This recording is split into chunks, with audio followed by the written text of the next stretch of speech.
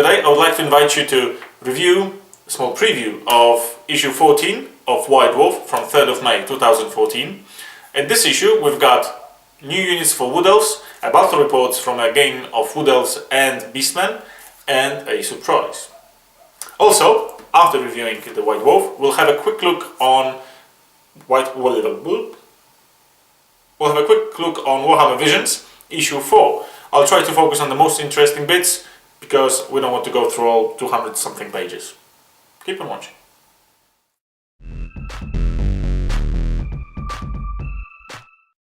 So, as you can see in front of your eyes, we've got the cover of White Dwarf, and on this cover we've got the new Wood Elves units. We've got the Battle of Felglade, which is the battle report of Wood Elves fighting Beastmen, and the new Warhammer poster. Well, it's not new, it's just a Warhammer poster, and that's the surprise I was talking about, but more on that in a second. As you probably can reckon, I'm fighting with myself to skip those first two pages, which contain absolutely nothing at all except for prices and the date of the release of the new models. But on the next pages we've got Eternal Guard, which will be released on 10th of May 2014, and this will be a twin kit box set that will also allow us to build Wildwood Rangers. This box set will be £23.50, €31 or $39.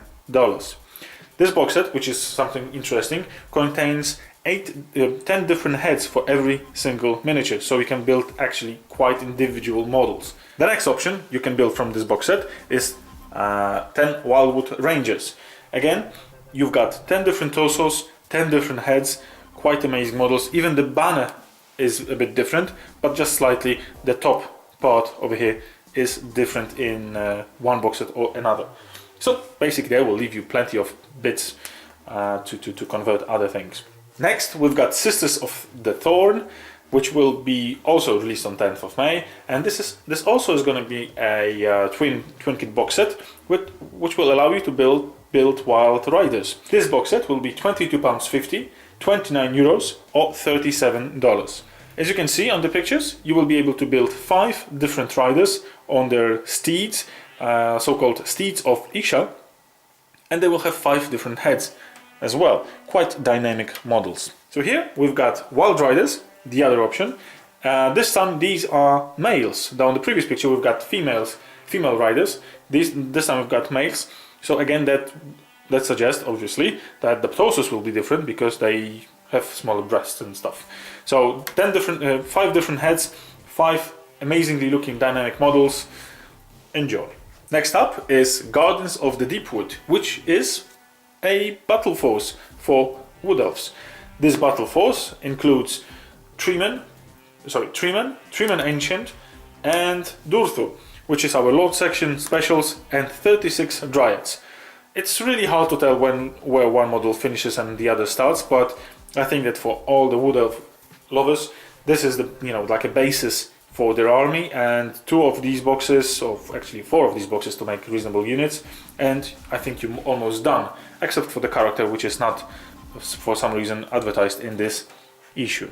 The Battle of Felglade, as I mentioned before, is the battle report of the game between Wood Elves and Beastmen. Unfortunately, there's not much text in it. Again, only 4 pages, which if you put the text together is going to be only 2 pages. I would love more in-depth analysis or more pictures. Make up your mind. In Warhammer Visions we've got plenty of pictures, so in this one I would love small pictures in the corner and plenty of text, plenty of analysis, what worked, what didn't work, but hey, they just wasted another 4 pages. So we're gonna skip this for a second and let's focus on Peach's project log. This is something new that they've done, and I hope they continue because that's quite interesting for people who are new to building models and assembling and painting. In this section, let me just recall his name, Chris Peach, called Peachy, is assembling the Treeman.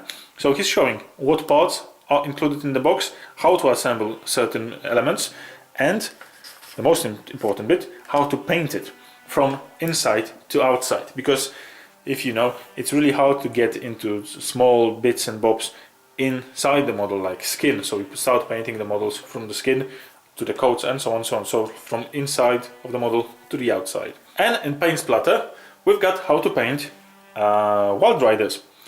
How to paint their skin, the horse's fur, and the horse's skin, and a few other bits. Quite interesting. The Defense of Athel Loren is another small game Games Workshop came up with. For crying out loud, Games Workshop, either play Combat Patrol or play a normal game. Add those 2 pages to the battle report and I could get my in-depth analysis of the battle report, in-depth analysis of the units, or anything else for that matter. Stop wasting our time with stupid games that you have to either print out. Over here you have to print out the board and play some silly game. You've got the models, you paid plenty of money for these models. Play a proper game of them, okay? This is the second game. First time they wanted us to play with Imperial Knights and use normal poker cards. Right now they tell us to play some, you know, stop the bloodletters going into the forest, which is, come on. In the next section we've got rules for Sisters of the Thorn and Wildwood Rangers. I'm not gonna go into depth on those rules. You can either buy the White Dwarf yourself or simply pause it and read the rules. And as usual, in designer notes, we've got 3 designers who designed the models for Dark Elves, going on about how and why they designed these models a certain way. Unfortunately, another two pages wasted because there's not even fluff in there. On the next page, we've got the artist that created 3 different covers for High Elves, Wood Elves, and Dark Elves.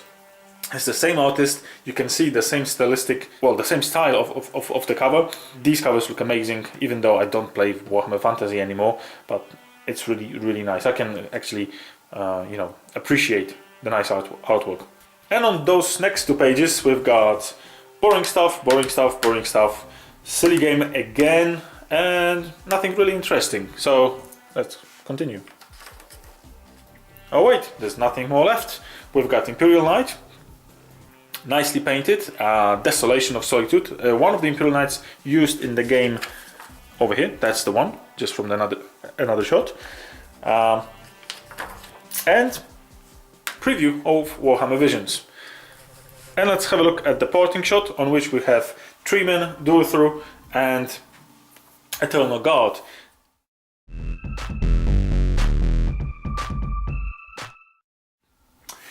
Before us we can see the cover of Warhammer Visions 4, and obviously, as expected, we have Astra Militarum on the cover. What's inside? Let's take a peek. As you can see, we're gonna have plenty of pictures of Astra Militarum. Let me adjust the camera a little bit. Here you go. So we're gonna have plenty of pictures of Astra Militarum everywhere. We're gonna have nice Army of the Month, which is World Eaters. We're gonna have plenty of cool stuff in Golden Demon from Cologne. We're gonna have Armies on Parade and Kit Bash section. Pretty cool stuff. So let's go through and skip a couple of the pages so you can just see what's inside. Obviously, plenty of Tempestus Scions. Every single new model is previewed over here. The command squad for Tempestus Scions. Lots of nice pictures. Oh, right, here we go. We've got the fold out, which looks amazing. Let me just adjust the camera again for you. Here you go. We can see Astra Militarum fighting Necrons. Plenty of new models: Tauroxes Prime, Bulgrins, Ogrins, Tempestus Scions, New Guard, New Wyverns, and everything. So cool. But let's continue. Let's adjust the angle just a little bit, and let's continue. So as you can see, Militarum Auxilia Bulgrins, new models, amazing painted, couple of new versions. We've got Cadian ones, there should be some Catechans ones over here, I believe. We've got Dead Oak, there were some Catechans somewhere, well, can't find it right now. Anywho, Hydras, pretty cool pictures of Hydras. Epic shots, wyverns, and so on. Next up we've got Officer Prefectus Commissar, and I checked personally, this model is in plastic. It has a plasma pistol, as you can see over here, and bolt pistol only. Shame it's only 2 options, but well, he's just a commissar, so what do you expect? Taurox Prime, again amazingly painted. Actually, how to paint this model you can see on Games Workshop's YouTube channel, but more on that later. We've got Tempestus Taurox, the Cadian Defense Force, the Hammer of Cadia, which is Baneblade, 3 Leman Russes and 3 Chimeras, the Cartesian Defense Force, and all the prices, and Armor Fist obviously, which is like a unit of 10 guys and a Chimera. Pretty cool stuff actually. Next up we've got Forge World and amazingly painted miniatures by Heavy Metal Team, and the new Horus and his base, which is just blows my mind really. The base for a model that you can use in a game, this is just an over-the-top model, but it should be, it's a Primarch. Next we've got Khan with 2 different head and weapon options, as you can see, and Army of the Month, which is World Eaters, painted by James Clark. Lots and lots and lots of pictures of this beautifully painted army. Plenty of cool stuff, lots of weathering actually used on these models. This is something new for me when I see the models from Warhammer 30,000. All the models look really dirty and rugged, and you know the armor is not pristine as in 40k, and it looks more fun to me, to be honest. Next up we've got Parade Ground, and there's I think almost 80 pages of models. Amazingly painted models from different games, Golden Demons and other stuff. Look at this base. This is over the top. I mean, seriously, huge base, display base, amazing stuff. So let me just skip quickly. You will know when you find something interesting. If you like pictures like that, going through those, buy this issue because you will love it. There's not a single miniature that isn't painted on a you know proper level. Everything is, you know, amazing. I'm a good painter, I think, but I'm not that good. I'm no way near these guys. This is something. Phew. Next we've got Into the Meat Grinder, which is the battle report of orcs fighting against Astra Militarum, Imperial Guard. I've got a couple of pages of forces used in the battle report, and the battle report itself. Unfortunately, Astra Militarum wins, as we can see on the last picture, but it's not about who wins. It's more about the game and how it played. So keep reading and well, see for yourselves. Next we've got Kit Bash section, and in this Kit Bash section we've got Demon Princes. As you can see over here, we've got Nurgle, we've got Zinch, we've got well, Nurgle again, I guess. It's hard really to tell. No, yeah, it's Nurgle. It's a Nurgle sign over here. We've got Khorne, and we've probably got Zinch again, if I'm not mistaken. Slaanesh, sorry, we've got Slaanesh 1. Amazingly converted models, as in Blanchitsu, where John Blanche shows off his creations. A couple of pages of these, pretty cool stuff as well. And Alpha Legion models painted by Heavy Metal Team, if I'm not mistaken. Huge army, really nice color scheme. I'm really into this color scheme, really. This green blue tint, that looks pretty cool. And armies on trade. So as you probably know, these are armies and their sort of display bases built on 2x2 tiles from this plastic gaming table that Games Workshop released some time ago. Some people have too much time on their hands to spend this time building these things, but they look just stunning. And in Paint Splatter, we've got tutorial how to paint lots and lots of different things from Astra Militarum. Over here we can see Tauroxes, we can see infantry, chimeras, and something that I wanted to mention before. If you're really into those kind of tutorials, go and visit Games Workshop YouTube channel, where they show you how to paint different things, and these videos are done amazingly.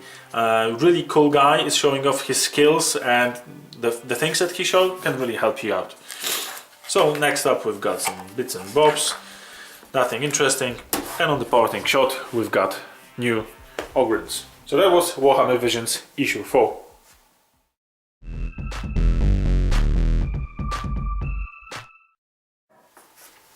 Thank you for watching the review of issue 14 of White Dwarf. I'm really sorry for the delay. Unfortunately, the game on Saturday, the Apocalypse game on Saturday, and preparation on Thursday and Friday got in the way of my schedule. I'm gonna do my best not to make it happen a routine, but unfortunately life is life and it gets in the way from time to time. Anywho, please subscribe, rate and comment, and join me on Facebook, Blogspot and YouTube if you wish, and see you next week, or actually in 4 days on Friday midnight when I will post a review of issue 15. Take care.